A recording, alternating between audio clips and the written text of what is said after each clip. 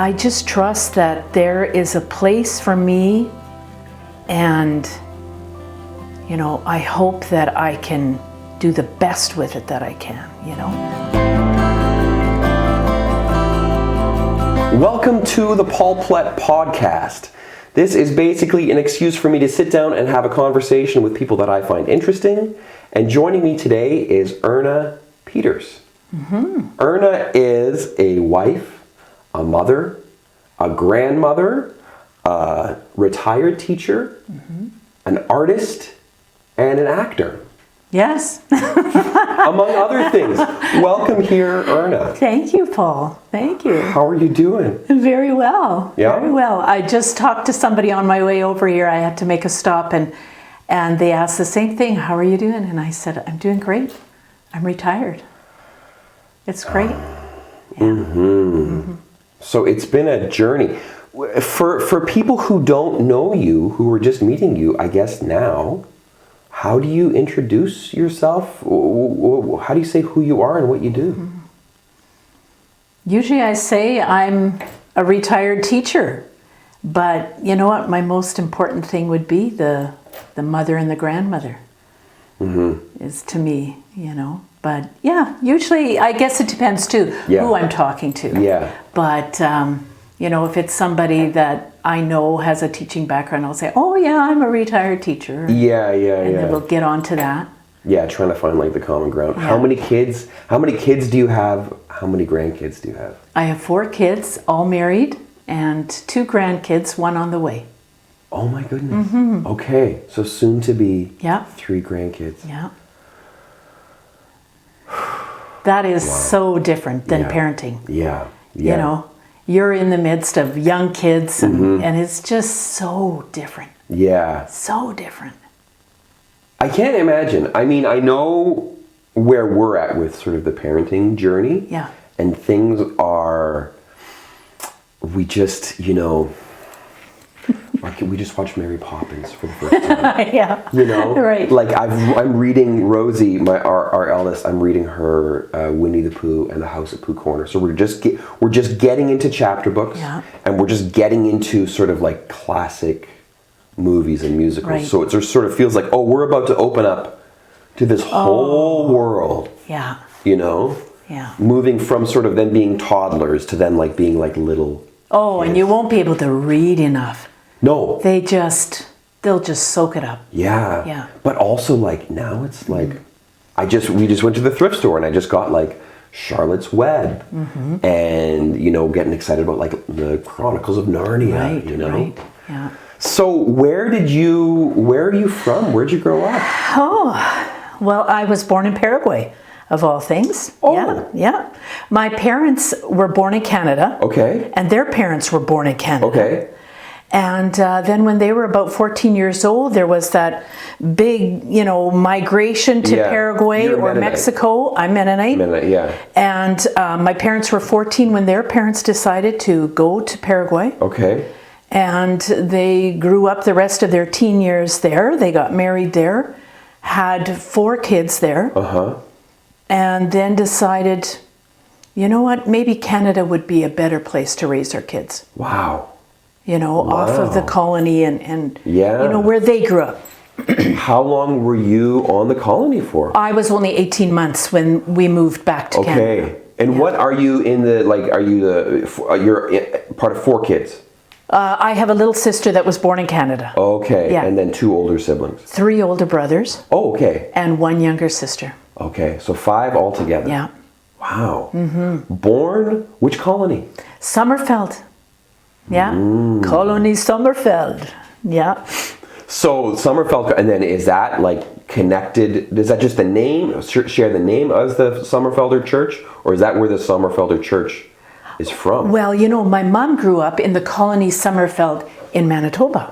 Okay. So whether it was named after the colonies they came from in Canada, I don't know. I don't know either. Okay. But it was the Summerfelder Church that I went to until I was probably 17 or 18. Wow. Yeah. And where did you move when you moved to Canada? Well, then we moved to Ontario because some of my dad's family had already moved back and were in Ontario. Yeah. But my parents just felt like it never felt like home. Because Dad grew up in McGregor, Manitoba, and Mom Okay. grew up in Colony Summerfeld. So they said, let's move back to Manitoba. Your mom grew up in Colony Summerfeld in Yeah, Manitoba. yeah, That's funny. Yeah, they do name same Yeah. names Yeah. here and there and everywhere. So they decided on Winkler area because Okay. it was sort of halfway between where they both grew up, Okay. and it was a growing town. Yeah. And so we settled in Winkler, and then later moved to the village of Reinfeld, Sure. just sure. a couple of miles out of town. Was the colony? Boy, I have so many questions. was the colony in Paraguay? Was it a progressive kind of colony, or was it? I would say very conservative. Okay. Yeah. They wanted to really keep their language, keep their traditions. Yeah. Like, was there electricity?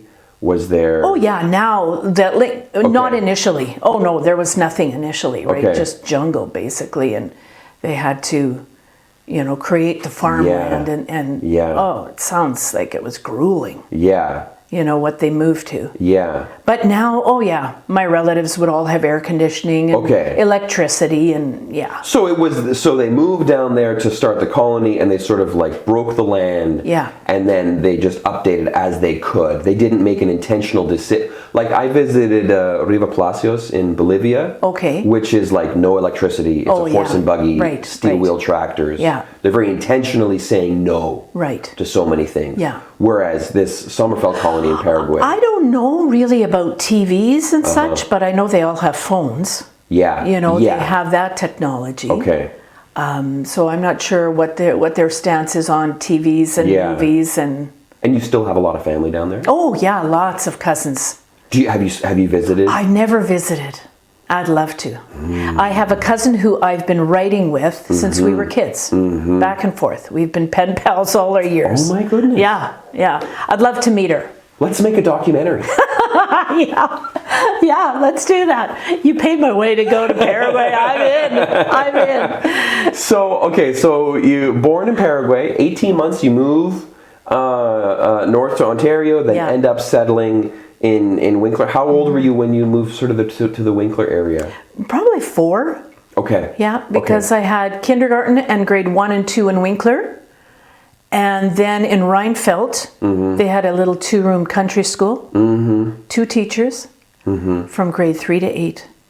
Isn't that something? Like, I just think back, my kids are like, what? Like my schooling right here in Canada. Yeah. I mean, And Shirley. yeah. Real, like, yeah. So, wow, what was it? So then you grew up there? You were there? I grew up in Winkler. For grade 9, we got bused into town. Okay. But yeah, all our stores were in Winkler. Everything was Winkler.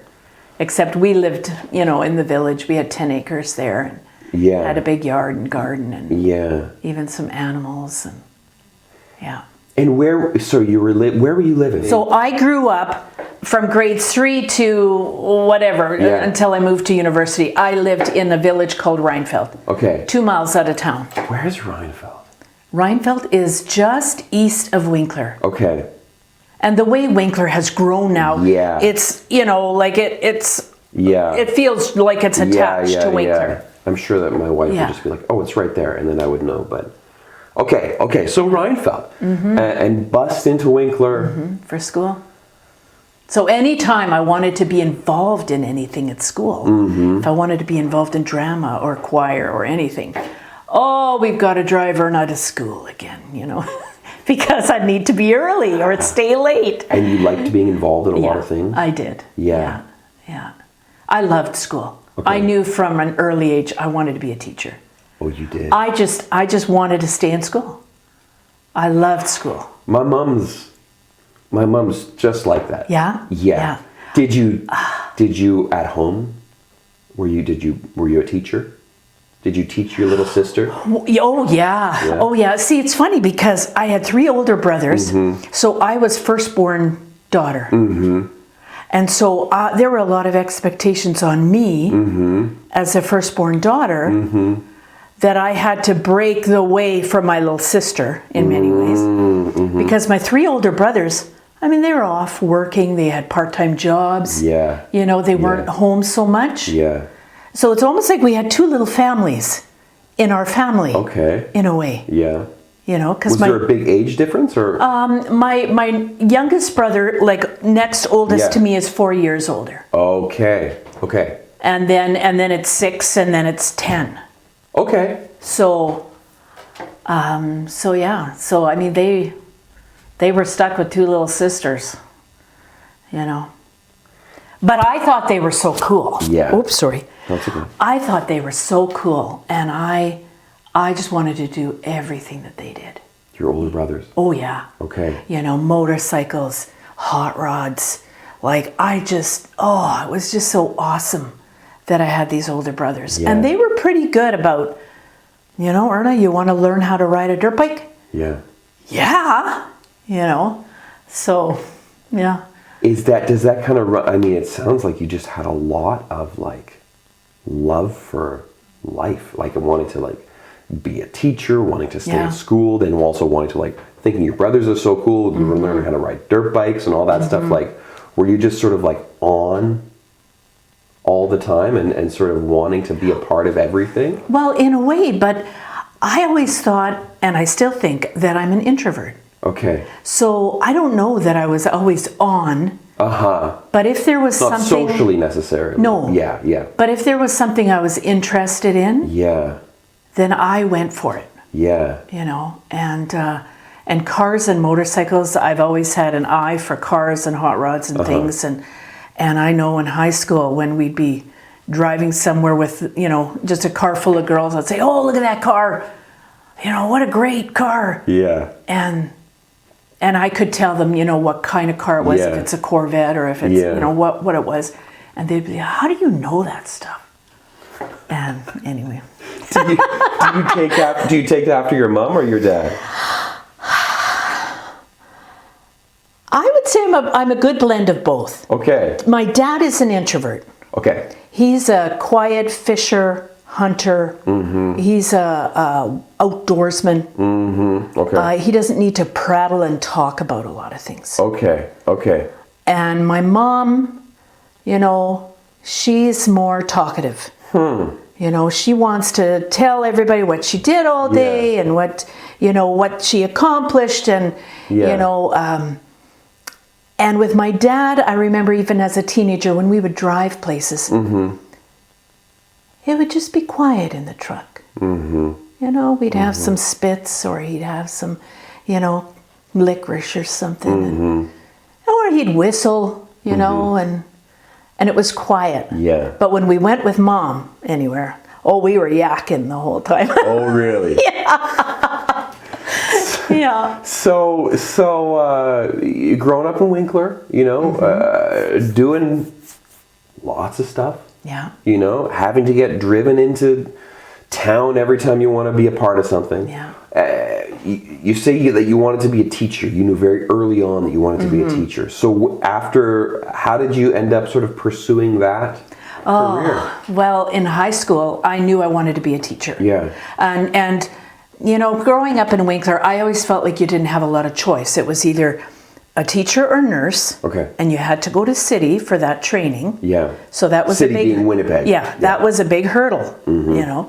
Or you'd stay in town and maybe work at the credit union, or you'd get lucky and get a little, you know, bookkeeping job or something, or you'd work in the grocery store. So I didn't feel like there were a lot of options in Winkler to stay in Winkler. And I knew that I wanted teaching or nursing. And the more I thought about it, I leaned toward teaching. Okay. Because I love being with kids and teenagers especially. Oh, really? Yeah. And when did that sort of turn on? Because did you want that as you were a teenager, or was it when you sort of passed? Well, for education, you had to choose. Do you want elementary stream or do you want secondary? And so because I had decided I wanted to be a teacher, I had to decide, like, what subject am I going to specialize in? Okay. Well, I was no good in math or science or physics or any of that stuff.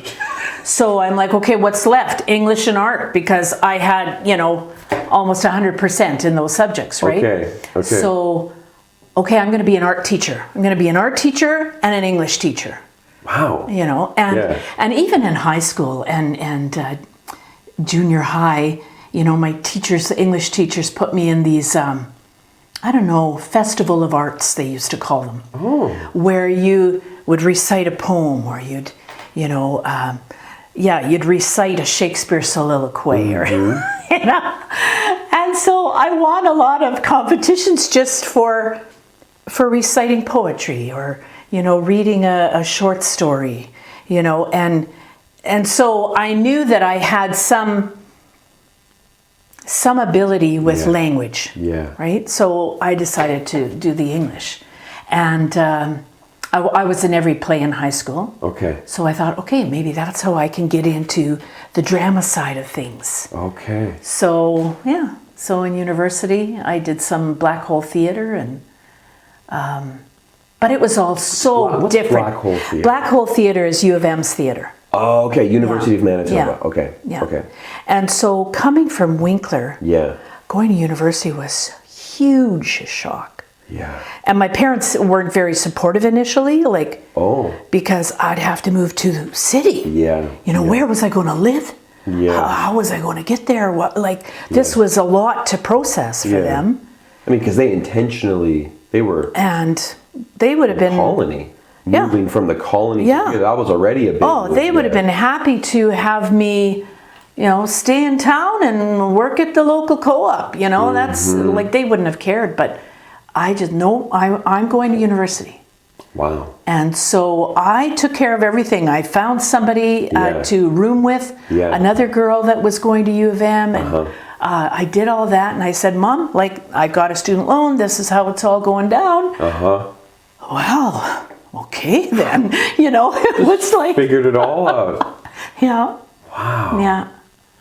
And, art school was such a shock. Yeah. Such a shock. But I mean, that's sort of, again, that ability to see what you want and then to go actualize that is something that your parents would have done moving down to the colony. Oh, yeah. You know, and being able to, we don't necessarily know how this is going to work out, but we know this is what we want to do. You know? So that's sort of baked into... Yeah. I feel like a lot of Mennonites have that kind of baked in, this sort of... Right. I guess we sort of call that a pioneering spirit. Yeah. You know? Yeah. Like, you see there's a horizon there. Right. I want to go there. And as parents, they wanted to keep me close, too. Like, that was scary. You know, moving to Winnipeg, and we lived. We roomed in a basement of an elderly couple, lovely couple that we found out wanted some renters in their basement, but we still had to walk to get to the university. And that was so scary. You know, my parents were so nervous. So I had a drawing class at night. You know, 3 hours. And I have to walk home at 10 in the dark, and that was very foreign to them. Yeah, and I guess because they're moving to a colony, but it's a Mennonite colony. You're at least staying within the community. You know, like now you're doing something that is outside of the community. Yeah, you know, and that is uncharted waters. Yeah. So you go to university to study art. And to become a teacher. Yeah, back in the day, you could only I only graduated with 1 degree, but back in the day, you could take your major for the first 3 years. Okay. And a few of your minor courses, but you didn't have to do that extra year like teachers have to now. Okay. So I just did the 4 years. Okay. But the first 3 years was basically in the Faculty of Fine Art. Okay. So. At the University of Manitoba. Yeah. Okay. Yeah. And then how does your story, like, when do you become a teacher, and when do you get married? Oh, I got married halfway through university. Okay. Met my husband at a Sunday school picnic of all places. He's from Ontario. Okay. And where was the picnic? It was at Winkler Bible Camp. Oh, our church Sunday school picnic. Cool. And he had an aunt and uncle that he was staying with that came to our church. Yeah. And so we met at the Sunday school picnic, and I had always said all through high school, I'm not dating anybody from Winkler, you know. So snobby. And I mean, there were lots of guys that I did like, but I was like, nah, I'm not dating anyone from Winkler. And then all of a sudden I meet this guy. And yeah, we just hit it off. So he's from Ontario? Yeah. Mennonite? Yeah. What's his name? Isaac Peters. Okay. Yeah. Oh yeah, what's your maiden name? Hildebrand. Oh, Yeah. my mom's a Hildebrand. Really? Yeah. Oh. I'm half Hildebrand. Okay. Yeah. Wow, we got to pursue this. You could be one of my relatives. That's funny yeah. because my dad had 14 siblings or 13 siblings. There were 14 kids, including him and his family. What? Mennonite game. This is called the Mennonite game, where Mennonites meet each other. They find out who's related to whom in what way. We don't have to go down this rabbit hole. That's interesting, though. So you were a Hildebrand, grew up Hildebrand. Spelled Hildebrand with a D or DT? Just D. Okay, me too. That's great. I mean, I'm not a Hildebrand, but my mom. Yeah. So you meet Isaac Peters. Yeah. And hit it off. Yeah. We get married. I have 2 years of university left. Okay. So we moved to a little apartment on Pembina Highway. And I bused to university. Here in Winnipeg. Yeah. Yeah. And he was working for a trucking company, his uncle's trucking company. Mm-hmm. And he always had trucking in his blood. And But once I became a teacher, he started to see I'll always be trucking and you're going to have time off and this and that. So his wheels started turning and he started thinking, maybe I'd like to be a teacher. Oh. And my sister always had trouble with her homework, my little sister. Yeah. And he would always sit down and help her and explain it. And she kept saying to him, you should be a teacher. And so he ended up becoming a teacher as well later in life. Yeah. Wow. What did he teach? Phys ed. Yeah. So an art teacher and a phys ed teacher. Yeah. Wow. And none of our kids wanted to be teachers. Okay. That's how you do it. Yeah. Gotcha. Yeah. Oh man. Yeah. So you graduate, then you get it. Where did you get your first teaching job? I had a term at Sisler High School. Okay. Teaching for Steve Ripa, who was a very well-known art teacher in the division. Where's Sisler High School? Sisler High School is in Winnipeg 1. I don't know how I would explain. North, south, what quadrant? Northwest. Northwest. Yeah. Okay, the northwestern part of the city. And so that was a term, and I did well on that term. I had good class control and everything of these kids, and then I got a job at Elmwood High School, teaching grades 7, 8, and 9 art. Okay. While the other art teacher moved up to teach the senior high. Where is Elmwood? Elmwood is right on Talbot, or on Chalmers and Talbot. Right in the middle of this. Well, no, not the middle of the city. South of East Kildonan. Does that make sense? You're laughing at me. No, it's fine. I'm thinking for someone who's never been to Winnipeg. Oh no, and I didn't know. But so it's sort of in the city. Yeah. Elmwood. Yeah. It's a sort of like an in the city. Is it like a suburb or is it sort of Elmwood city? was it's right by Disraeli Bridge, close to Disraeli Freeway. It was considered an inner city. Inner city. Yeah, Winnipeg 1. Okay, but, high school? Yeah. And you're doing it was junior to grade 7 to 12. And there you're teaching junior high, but you're teaching art. Yeah. English and art. Yeah. Okay. Yeah. Okay. And before I got the job, I'm not from Winnipeg. I don't know what reputation these schools have. Sure. And somebody says, you got a job at Elmwood High School. I'm like, yeah. And they're like, whoa. And I'm like, what do you mean? Oh, that's a tough school. I'm like, what? I had no idea. Yeah. But yeah, it was a tough school. It was. But I was young and I had the energy. I'm going to change the world. Okay. I'm going to teach these kids, Oh, man. And you did. I did. You taught them. I did, and I did well. Okay. According to the other teachers, you know that. And that age group is so great. Grades 7, 8. Mm-hmm. They're still fun. Yeah, what do you like about it? because you can be goofy with them. And you know, they don't necessarily roll their eyes. Like if you try to be too goofy with the older kids, they're like, oh, well, here we go, you know. But the younger kids, you know, they still love having fun. Yeah. And I like to tease them, you know, and I don't know what it is about them. You know, I'd try to make them think that I didn't like them. Yeah.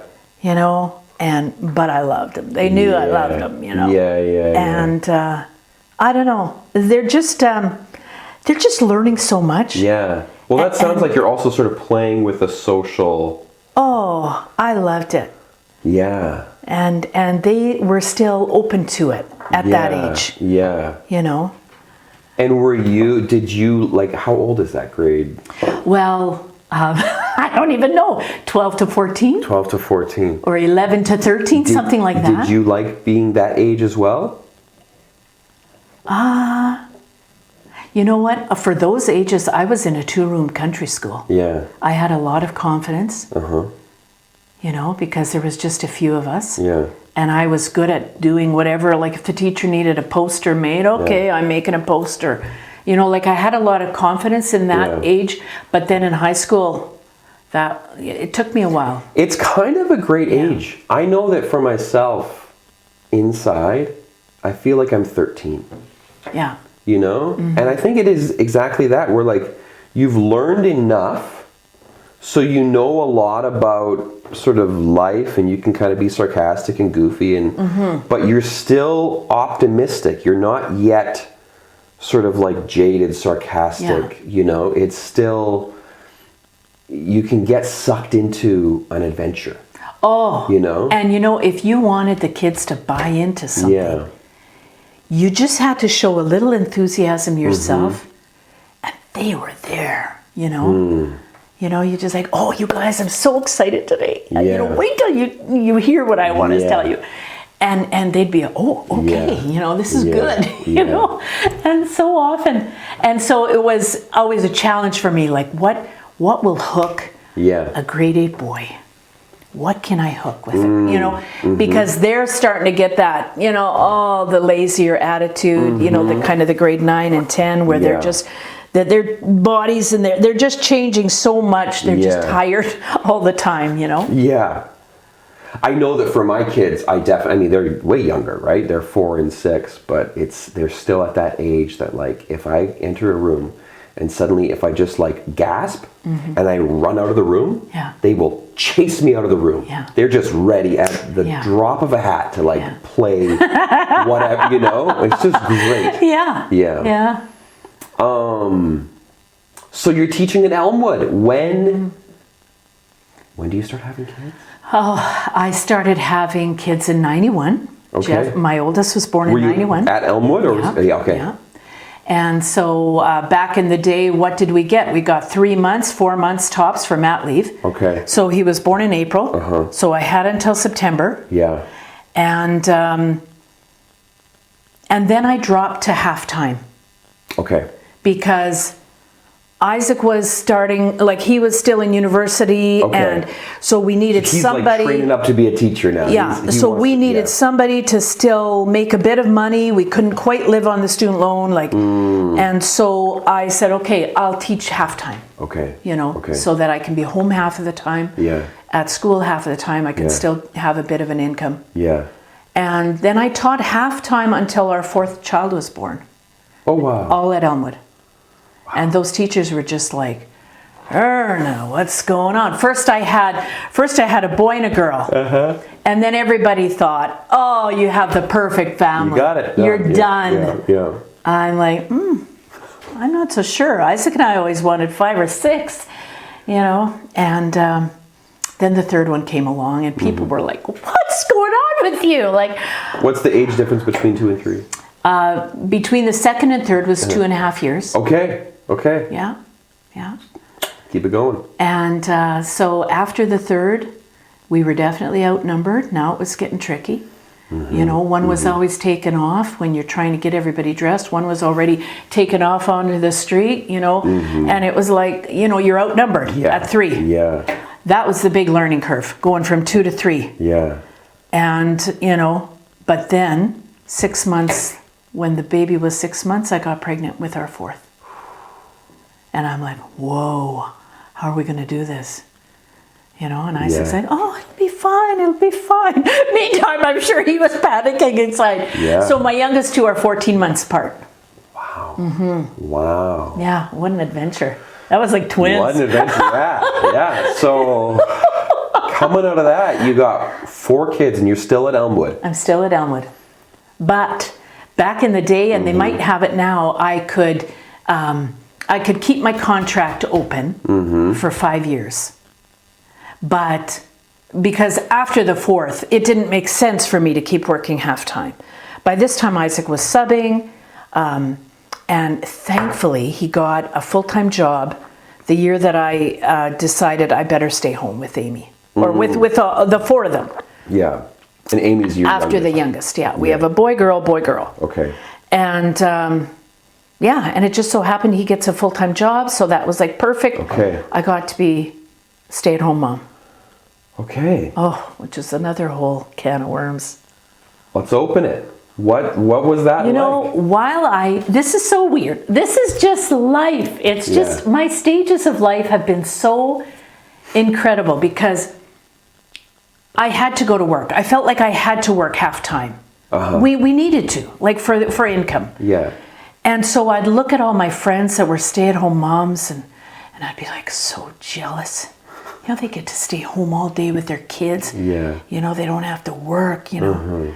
And then now I'm a stay-at-home mom. Yeah. And it doesn't take me long to figure out, like, this is a thankless job.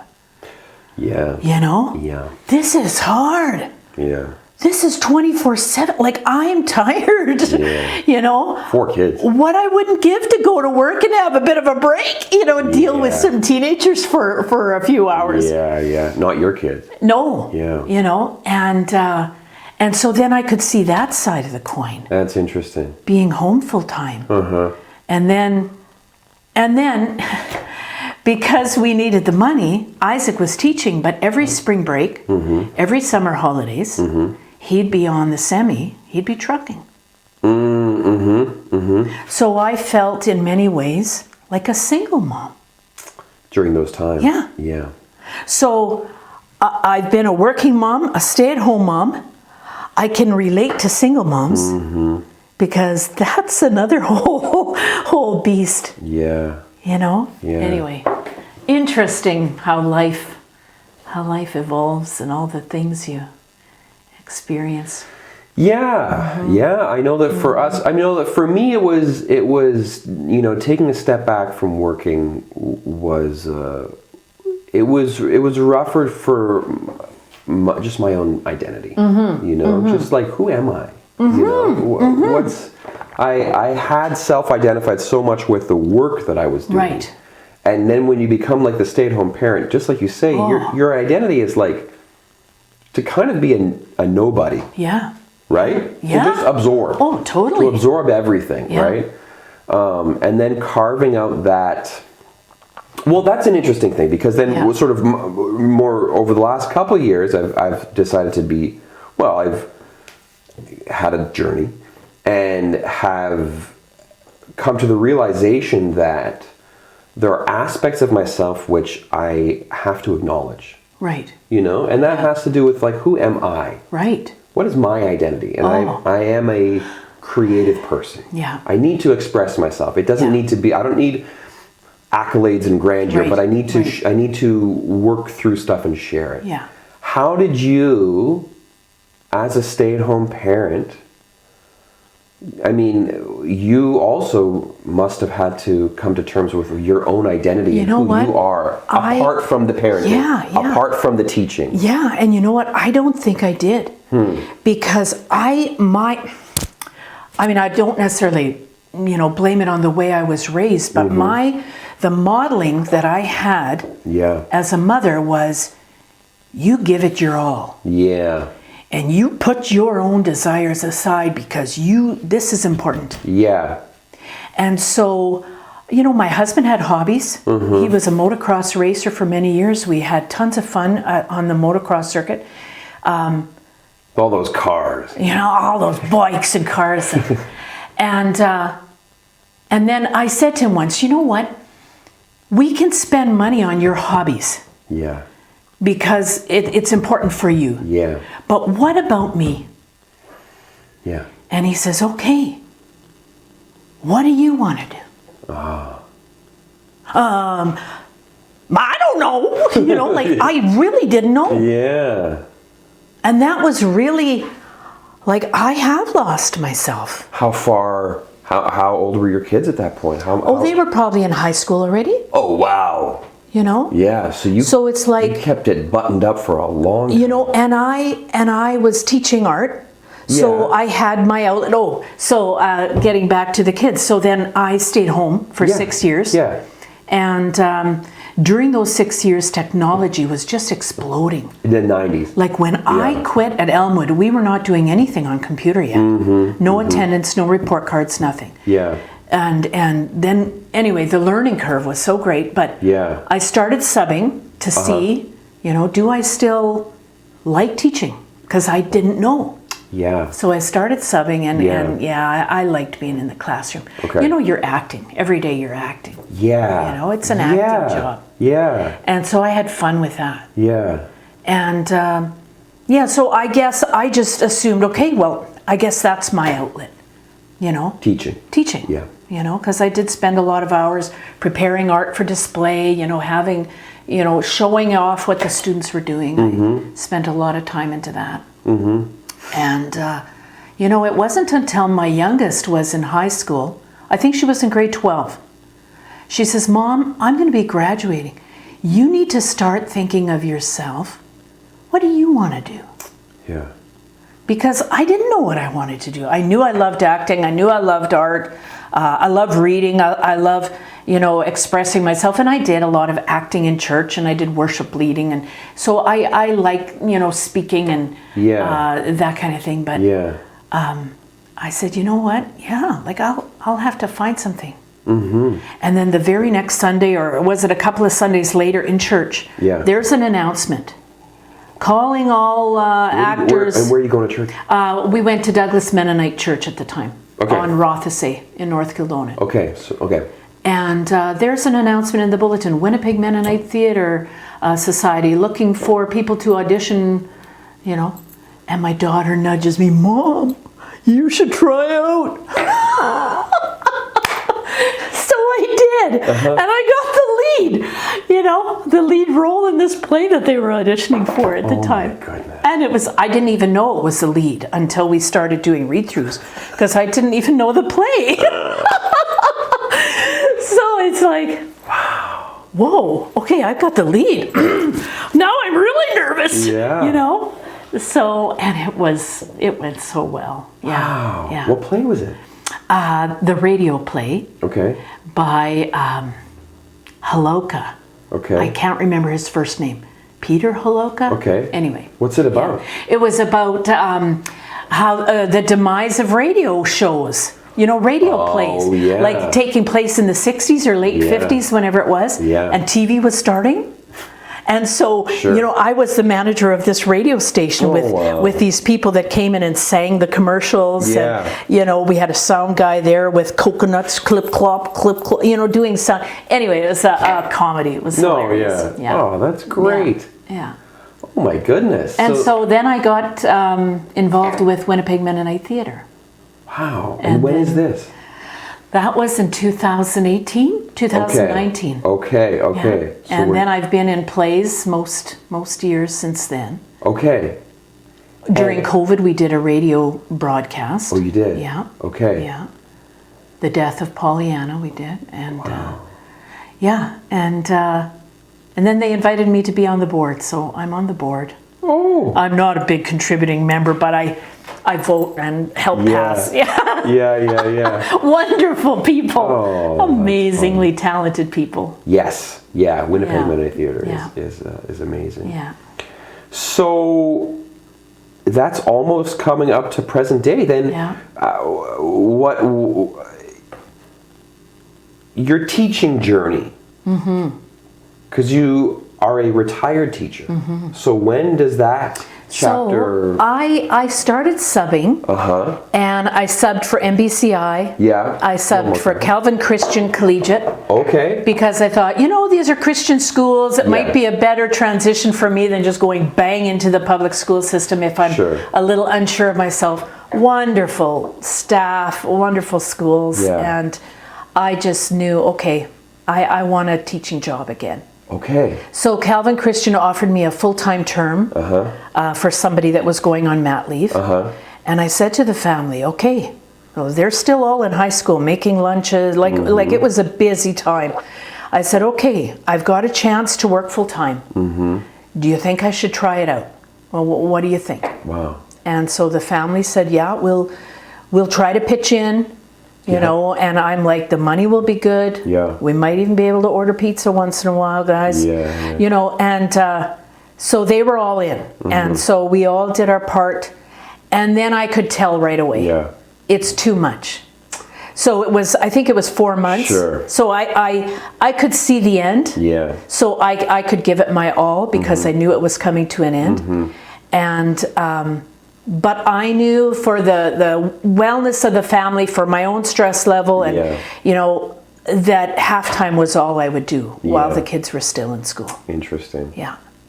And so I just kept saying, you know what, something will come up. When it's meant to come up, there will be something. Yeah. So I just kept subbing, and all of a sudden there's a halftime position for an art specialist at Arthur Day Middle School. Okay. Another school. Where's this? This is in Transcona. Okay.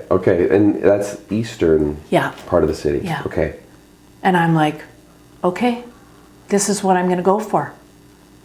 And I met the principal, and he knew me from all my subbing. Yeah. He says, Erna, I'm going to tell you right now, you have the job.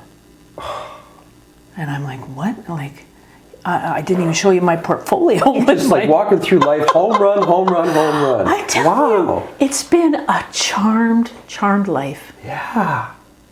Paul, when things were meant to happen, they happened, And I know at Elmwood, all of my friends, because Winnipeg One would keep your position open for 5 years. Yeah. If you wanted to come back. Yeah. They might not guarantee you the same school and position, but they would guarantee you a 0.5. Yeah. And then finally, after 5 years of being home, like my youngest wasn't ready to be in grade 1 full days away. And I said, no, I have to give up my contract. And they kept saying, are you sure? Are you sure? And all the teachers were like, Erna, you're giving up so much. And I'm like, you know what? My family comes first. I've got to trust that when it's time for me to go back, something will be there. Because right now I got to focus on this family. Yeah. Yeah. And it was Paul. Yeah. And so I was at Elmwood at Arthur Day. Yeah. For 15 years. Wow. Half-time. Just loved it. Half days initially. It was half days afternoon. Okay. So all the kids got off to school. Everybody got on the bus. They all had their lunches. I could sit down and have a cup of coffee when the house was quiet. And then I got ready to go to work. Oh, wow. Like what? Anyway, there was nothing better than that. That's the life, yeah. It was just so great. Yeah, you want to be able to. I mean, ideally, to be when you talk about, because then you are able to fully commit to the moment that you're in, because you're not feeling like your life is overwhelming you. You're throwing more on you than you can handle. Right. And it seems like you also have a pretty good. And it was busy enough, driving the kids to sports, driving the kids here. Oh, this one's got a part-time job now. Now this one's getting some work.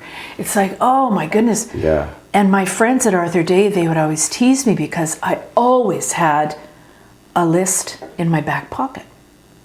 And at lunchtime, I'd always pull out my list. Yeah. All the things that I had to do after school, Goodness. Yeah. Pick up Jeff at, 4:30, get Marcus at this time. Yeah. Amy needs this, whatever, And And they would just be like, and I'm like, yeah, I'm lost without my list. And then my husband would have his, he's picking up so-and-so from there and driving them there. And, Oh my goodness. it was a busy, busy time. That's a lot. Yeah. Yeah, I couldn't do that. I couldn't. You could. No, we definitely, like look at parents who have a lot of extracurriculars with their kids, and we're like, It's too much. have at it. No, enjoy. Because if that's what you need to feel fulfilled and to feel good about your life, and that's how you feel comfortable, wonderful. For us, kids go to school. Yeah. That's their social time. Right. And then we come home. We're just all homebodies. Yeah. And like we do stuff, but there's just. Oh, you do a lot of stuff. You're always out and about, and you're trying things. You're on adventures with your kids, and for the first couple of kids, we said too, just school activities. Mm-hmm. Whatever you're doing at school, like if you want to be on the school team, that's great. If you're on a jazz band, that's great. But school activities. Yeah. But then by the time the younger two, then there was a bit of club volleyball and things. And looking back, it was too busy. Too busy. Then I guess you also do, like we have such young kids. But as they get older, they do start to vocalize. Yeah. Like you did with your parents, you vocalize what your passions are. Right. And your parents, oftentimes, I would assume you want to give your kids agency. You want to feel like they can, yes, you can dream that. Right. Yes, we can pursue that. Our life can shift and adapt to you and your needs because we want you to grow and flourish and thrive with the support and love from us. Yeah. Right? Yeah. So, then when did you retire?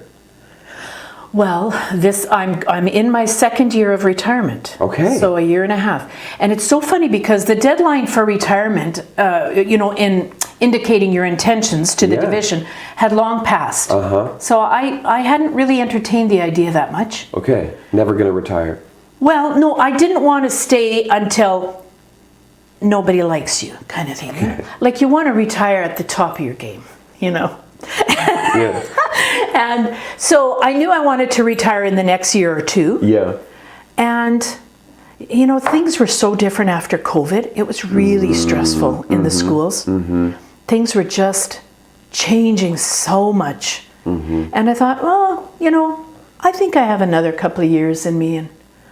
And all of a sudden, just talking with my husband, he says, if you want to retire, you retire. By this time, we had a couple of grandkids already, and, you retire. And so I made the decision very suddenly in May. Wow. To retire in June. Yeah. Oh, wow. And so I had to write a special letter, I know the deadline's passed. Yeah. But I would like to retire. And it's funny. And everybody was so shocked and so sad, and I was happy. I didn't have any sad feelings about retiring. I thought I would, but I thought I would go back and sub. Yeah. I kept telling the students, I'll see you next year, I'm going to come, and and I had so much fun, doing different things that I haven't subbed a day. I've gone to visit. Never look back. Yeah. I've gone to visit, and they just clamor around you, and it's so sweet. Oh. We missed you. We missed you. And Wow. And so, what have these 2 years been like for you post teaching? I just have to say, when I retired. Yeah. That summer, or whenever, maybe even in June, I can't remember when you guys were starting to advertise auditions for Maria and the Minnows, but so many people were saying, Erna, you're retired now, you should audition. And I'm like, no, well, what's stopping you? You're not teaching. You'd have time. Yeah. And Erna is one of the leads in our TV show Maria and the Minnows. She plays Maria's mother-in-law, Sarah. Yeah. That's how we met. Right. Yeah. So 4 different people sent me these auditions. Erna, have you seen this? Erna, have you seen this? Yeah. You should do this. You should do. Finally, yeah, I'm like. That's great. For me, that's really reassuring to know that, like, oh, these audition notices are getting out there, Yeah. and they're getting shared around, and there's all this stuff happening that I don't know about. Absolutely. Yeah. And so finally I'm like, well, yeah, I guess I could try, Anyway. And you did? Yeah. And another home run. And that was just the most amazing experience too. Yeah. And I would not have pursued that had I been working. Yeah. Like had I been going back into, like I couldn't have taken time, 3 months to do. Well, it also seems like one of those things where it's just like, so many of your decisions, like had you decided to be a bookkeeper in Winkler and not pursued, sort of teaching, and then had you not chosen the arts English route and had all those years of experience, but then also with your wealth of, you're a Mennonite. So your wealth of Mennonite knowledge, etc., Oh, and I can still do a bit of Plett teach, Yeah. That was something too. My mama always said, when we came home from school, we had to speak Low German, And that was hard to do. I don't speak a lot of Low German. My brother understands more. My sister, she's been very intentional about sort of learning some. But yeah, my folks, they speak it to each other, but I don't. I'm not very good as far as that goes. I stumble along. Like if I were to go to Paraguay to visit my relatives, I'd still be fumbling along a little bit. Oh, really? Mm-hmm. I can understand it, but yeah. So, with your whole life,